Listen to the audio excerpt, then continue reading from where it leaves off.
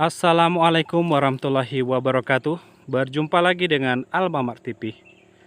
Apa kabarnya teman-teman semuanya? Semoga selalu dalam keadaan baik dan dijauhkan dari segala musibah. Kali ini kita akan membahas tentang saya akan menunjukkan perbedaan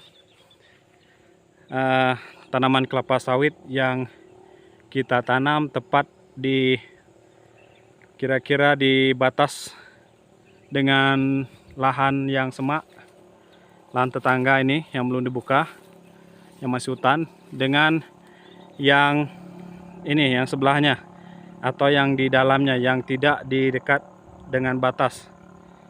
Bagaimana perbedaannya? Oke, untuk yang pertama kita perlihatkan yang ini. Ini batas dengan tetangga ya teman-teman. Batasnya ini kalau tidak salah kemarin saya buat di 4 meter ya, minimal itu di 3 meter teman-teman, supaya tidak mengganggu lahan tetangga.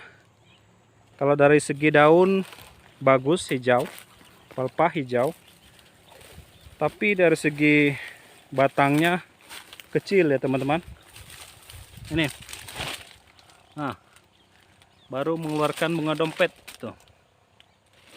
Kalau tidak salah baru 1 kali saya kastrasi.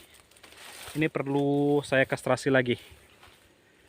Dan juga yang ini teman-teman, sebelahnya. Nah, ini bahkan lebih rentan diserang oleh kumbang tanduk atau hama. Hama semuanya berkumpul di daerah yang semak seperti ini. Dari segi pelepah kita lihat dimakan oleh kumbang tanduk. Kemudian dari segi batangnya kecil, itu sudah mengeluarkan bunga dompet tapi kecil ya teman-teman. Dan juga itu sama juga dengan yang pertama. Ini juga, karena di sebelah itu masih hutan juga teman-teman, belum dibuka. Nah, sekarang kita bandingkan dengan yang ini, yang tidak mepet atau berbatasan langsung dengan lahan yang semak itu. Ini contohnya. Makanya lahan itu harus bersih. Nah, ini sudah berbuah. Ini kelihatan gelap di kamera saya karena situasi mendung di sini teman-teman. Ini berbuah dan lebat.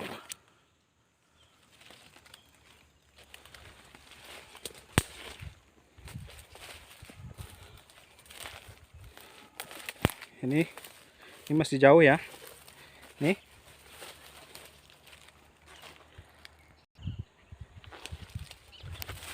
Berbuah juga ya teman-teman. Nah, itu keliling juga buahnya. Itu tadi. Nah, kita ke sebelahnya lagi.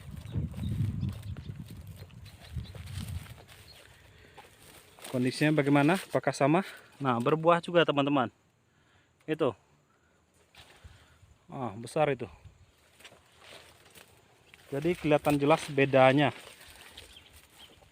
Yang kita tanam di batas dengan yang hutan itu dengan yang di lahan yang agak jauh dari hutan. Oke, kita bahas sedikit. Penyebabnya apa kira-kira teman-teman? Kalau menurut saya, penyebab pertamanya adalah karena asupan cahaya yang tidak normal ya teman-teman. Tidak normal karena kalau dari sana pencahayaan tidak bagus.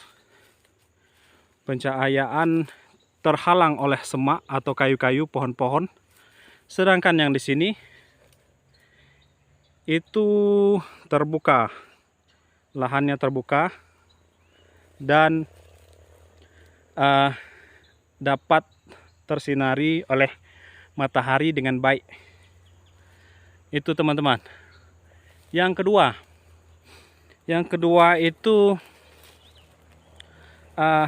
selain dari matahari, sinar matahari, itu tadi yang diserang oleh hama itu. Rentan terserang oleh hama karena berdekatan dengan semak ya teman-teman, atau hutan. Rentan terhadap hama. Contoh yang pertama itu kalau kita baru nanam itu hama babi. Hama babi, hama tikus, itu kalau kita awal tanam. Kemudian selanjutnya setelah berkembang pelepahnya menjadi bagus, walaupun belum berbunga dompet, tapi diserang oleh kumbang tanduk. Jadi hama ya teman-teman. Tuh. Jadi yang pertama adalah pencahayaan sinar matahari, dan yang kedua pengaruh dari hama. Kemudian yang ketiga itu biasanya petani itu kalau tanamannya di area batas seperti ini, biasanya kan kita hanya membersihkan yang di area kita ya. Nah, itu pohon-pohon itu adalah batas. Sebenarnya itu pohon masih milik kita itu. Tapi itu dibatas, memang benar-benar dibatas. Kita biarkan saja, ada pinang, ada surian dan lain-lainnya itu kita biarkan karena dia berbaris menjadi batas. Itu kita hanya membersihkan yang di area kita saja ini. Lahan yang tetangga kan kita tidak bersihkan.